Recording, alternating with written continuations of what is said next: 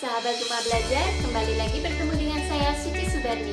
Di video kali ini kita akan membahas tentang struktur dan kaidah kebahasaan teks eksplanasi.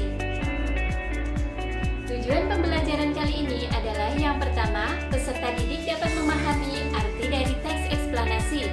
Yang kedua, peserta didik dapat mengetahui struktur dan kaidah kebahasaan dari teks eksplanasi.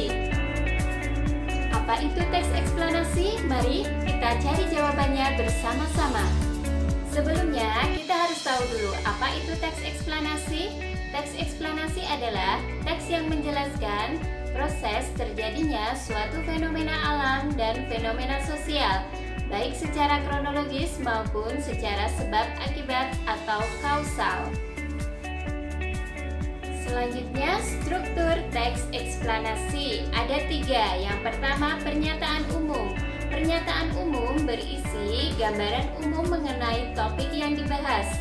Pada bagian ini, pembaca dapat mengetahui gambaran isi teks. Kemudian, yang kedua, proses atau deretan penjelas. Berisi tentang detail penjelasan proses terjadinya suatu fenomena alam atau fenomena sosial yang disajikan secara urut atau bertahap dari yang paling awal sampai akhir. Kemudian yang ketiga ada penutup atau interpretasi, berisi tentang kesimpulan dari topik yang dibahas. Pada bagian ini bersifat opsional, artinya boleh ada, boleh tidak. Kaidah kebahasaan teks eksplanasi ada 5. Yang pertama istilah, kedua kata ganti benda, ketiga konjungsi kronologis, keempat konjungsi kausalitas, dan kelima kata kerja pasif. Sekarang untuk yang pertama ada istilah. Istilah di sini maksudnya adalah kata-kata yang sering digunakan pada bidang tertentu. Contoh, ketika kita membahas gunung meletus, maka akan muncul istilah vulkanik, lava, magma, kubah lava, dan lain-lain. Kemudian yang kedua ada kata ganti benda. Kata ganti benda konkret maupun abstrak. Pada teks eksplanasi tidak terdapat kata ganti orang atau personal karena objek yang dijelaskan berupa fenomena, tidak berupa personal atau manusia. Contoh, gempa, banjir, gerhana, kekeringan, tawuran, dan lain-lain.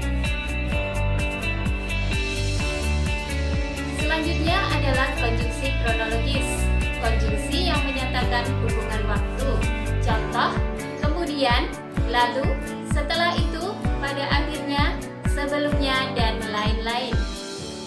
Kemudian ada lagi konjungsi kausalitas. Konjungsi kausalitas adalah konjungsi yang menyatakan hubungan sebab akibat. Contoh, sebab, karena, oleh karena itu, oleh sebab itu, sehingga.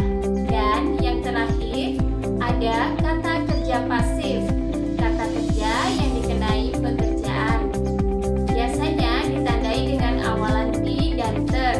Contoh, terlihat, terbagi, terwujud, terakhir, dimulai, ditimbun, dilempar, dan lain-lain. Baiklah sahabat, bagaimana kalian sudah paham bukan apa itu teks eksplanasi? Selamat belajar, tetap semangat, belajar dengan Rumah Belajar.